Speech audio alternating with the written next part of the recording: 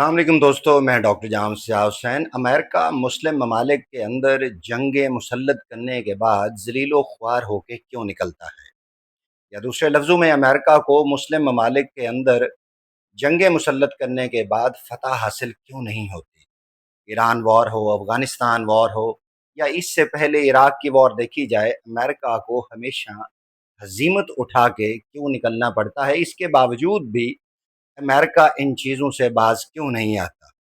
سابق جو ڈائریکٹر ہیں سی آئی اے کے، پومپیو، جو ٹرمپ کے ساتھ انہوں نے پہلے کام کیا، وہ آلدو کے کہتے ہیں کہ امریکہ گریٹ نیشن ہے، امریکہ ایک اچھا ملک ہے اور پیسفل ملک ہے، پوری دنیا محبت کرتی ہے، اس کے اوپر بھی بات کریں گے۔ لیکن جو کور ایشو ہے، امریکہ یہ جنگ مسلط کرنے کے بعد ذلیل و خوار ہو کے کیوں نکلتا ہے؟ آخر وہ کون سے اسباب ہوتے ہیں جو امریکہ کو جنگ مسلط کرنے پہ مجبور کرتے ہیں؟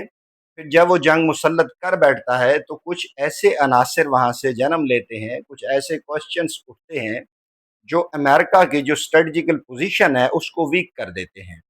آلدو کہ بظاہر یہ لگے گا کہ یہ وی لاگ امریکہ کے اس کے خلاف ہے، اس کی سوچ کے، لیکن صحیح معنوں میں دیکھا جائے یہ وی لاگ امریکنز کو سمجھانے کی ایک کڑی ہو سکتی ہے، ایفرٹ ہو سکتی ہے کہ وہ سمجھ سکتے ہیں کہ دنیا امریکہ کو کس نظر سے دیکھتی ہے، پرٹیکولرلی مسلم ممالک اس وقت امریکہ کو کس نظر سے دیکھتے ہیں، اور امریکہ نے اگر ابھی بھی اپنا یونی پولر ایک ہیجمونک ایٹیچیوڈ قائم رکھنا ہے تو اسے کن ممالک سے ہاتھ دھونا پڑے گا؟ سٹارٹ کریں گے ہم ایران وار سے۔ اب آپ کے نالج میں ہے کہ ایران کے حوالے سے ایران اور امریکہ کے درمیان ایک میمورنڈم آف انڈرسٹینڈنگ، وہ سگنیچر اس کے اوپر ہو چکے ہیں، ٹرمپ نے کیے، مسعود پزشکیان نے کیے، اور ایز اے میڈیٹر پاکستان کے پرائم منسٹر شہباز شریف صاحب نے بھی کیے ہیں۔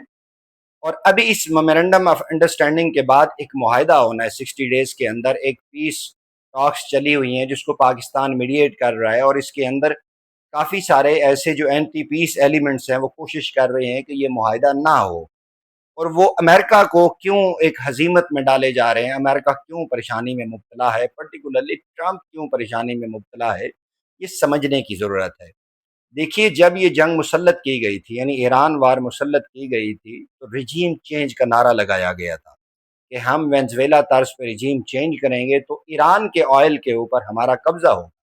پریزیڈنٹ ٹرمپ نے یہ کئی بار کہا تھا کہ میرا اصل مقصد ایران کے آئل کے اوپر قبضہ کرنا ہے، اور بعد میں انہوں نے کہا میں نے ریجیم چینج کرنی ہے۔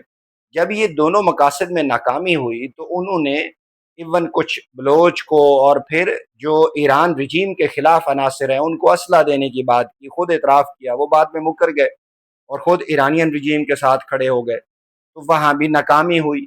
ایک داخلی طور پہ ایک انتشار کی صورت کریٹ کی گئی۔ اب جو ییر لیپڈ ہیں کنیسٹ کے اندر، جو حزب اختلاف کے رہنما ہیں، انہوں نے اعتراف کیا کہ انہوں نے کچھ چپس دی تھی تاکہ جو ایران کے اندر مظاہرے ہیں ان کو ہوا دی جائے اور ایرانی رجیم کے خلاف کھڑا کیا جائے۔ اس کے اندر بھی ناکامی ہوئی۔ تو ان تمام عناصر میں، ان تمام فرنٹس کے اوپر امریکہ کو جب ناکامی ہوئی تو ڈونلڈ ٹرمپ نے امریکن اسلحے کی نمائش کی بات شروع کر دی اور کہا کہ دنیا کی بیسٹ آرمی امریکہ کی ہے، دنیا کا بیسٹ اسلحہ امریکہ کا ہے۔ یہ ساری باتیں چل رہی تھیں تو ایران نے جو بوٹل نیک تھا، ان کی جو ایک سانس کی نالی تھی، اسٹریٹ آف ہارمز کے اوپر ہاتھ رکھ دیا اور وہ بند کر دی۔ حالانکہ سٹارٹ میں اس طرح کی کوئی بات نہیں تھی کسی بھی حوالے سے، یعنی امریکہ کی جانب سے، ایون زائنسٹ رجیم کی جانب سے یا ایران کی جانب سے اسٹریٹ آف ہارمز کی کوئی بات نہیں۔ لیکن فرسٹ ٹائم ایران نے اس کو as a strategic bottleneck point کے طور پہ یوز کیا اور وہ بند کر دی، اور پوری دنیا کی جو اکانومی تھی، وہ جو 20-25% وہاں سے اس کا ایک انرجی پاس ہوتی ہے، انرجی فیول پاس ہوتا ہے، وہ چوک ہو گئی۔ تو امریکہ کو ہزیمت اٹھانی پڑی۔ جو گلف نیشن تھے انہوں نے اس کے اوپر بات کی کہ آپ نے جب ایک حملہ مسلط کیا تھا تہران کے اوپر، آپ نے ہم سے کنسلٹ نہیں کیا تھا، لیکن ہماری اکانومی ان ڈولڈرم سچویشنز ہے تو ہم تو پریشان ہیں۔ تو امریکہ کو گلف نیشن سے بھی ناراضگی مول لینی پڑی، بعد میں یورپین کنٹریز سے بھی ناراضگی مول لینی پڑی۔ کسی بھی یورپی ممالک نے امریکہ کا ساتھ نہیں دیا، ایون نیٹو نے امریکہ کا ساتھ نہ دیا۔ ٹرمپ نے شروع میں نیٹو کی بھی تصحیح کی، یورپین ممالک کی بھی تصحیح کی کہ یہ ان کے بغیر بھی میں جنگ جیت جاؤں گا، اور اب یہ آنا چاہ رہے ہیں تو جنگ جیت چکا ہوں، اب تو ان کے آنے کی ضرورت نہیں ہے۔ بعد میں ان کو तरले करते हुए देखा गया कि ट्रंप बार बार कह रहा है कि तुम इसमें शामिल क्यों नहीं हो रहे। यानी अगर अमेरिकन लेंस से देखा जाए तो अमेरिकन प्रेसिडेंट डोनाल्ड ट्रंप को जो इंटेलिजेंस रिपोर्ट्स मिली थी कि आप तेहरान जंग में फंस जाएंगे, और ट्रंप ने अपनी इंटेलिजेंस एजेंसीज की बजाय मुसाद की रिपोर्ट्स पे ट्रस्ट किया, नेतन्याहू की रिपोर्ट्स पे ट्रस्ट किया, इस जंग में वो कूद गया। और जब वाकयातन सीआईए की रिपोर्ट्स के मुताबिक ट्रंप फंस गए, अमेरिकन आर्मी फंस गई, अमेरिकन जो स्ट्रेटेजिक मकासद थे वो फंस गए, तो ट्रंप ने हर मुल्क की तरफ देखा कि मुझे यहाँ से रेस्क्यू किया जाए। इवन चाइना वो गए, को 10-15 सीईओ साथ लेके गए, प्रेसिडेंट शी ने उनको वेलकम किया, लेकिन वो जो चाहते थे वो उन्हें हासिल नहीं हो पाया। खैर, पाकिस्तान की जो एक जियो पोलिटिकल लोकेशन है उसको देखते हुए पाकिस्तान ने इस मामले के अंदर मीडिएशन की कोशिशें शुरू कर दी। भारत ने इसको डिनाई किया, ज़ायनिस्ट रजीम ने इवन कई बार रोड़े अटकाने की कोशिश की। गल्फ नेशन ने सिवाय एक मुल्क के बाकी तमाम ममालिक ने वेलकम किया और पाकिस्तान ने उनके साथ मिलकर पीस टॉक्स को आगे बढ़ाया। अल्टीमेटली एक मेमोरेंडम ऑफ अंडरस्टैंडिंग हुआ, जंग रुक गई। अब वो एक पीस टॉक्स आगे चल रही हैं, एक कॉम्पैक्ट पैक होने की उम्मीद है। इसमें अगर देखा जाए तो ट्रंप जो हासिल करना चाहते थे उसे कुछ भी हासिल नहीं हुआ, लेकिन वो अब फतह के शादियाने बजा रहे हैं। और दूसरी जानिब जो ही मेमोरेंडम ऑफ अंडरस्टैंडिंग साइन हुआ है तो मोहम्मद कालिबाफ जो स्पीकर हैं और मुज़ाकराती टीम के सरबराह हैं, उन्होंने भी तेज़ी में कुछ स्टेट्समेंट दी और कहा कि हमने विक्ट्री हासिल की है। ये इस तरह की स्टेटमेंट्स डेफिनेटली इस पीस टॉक्स को जो आगे बढ़ रही हैं उसके अंदर हिंड्रेस क्रिएट कर रही है।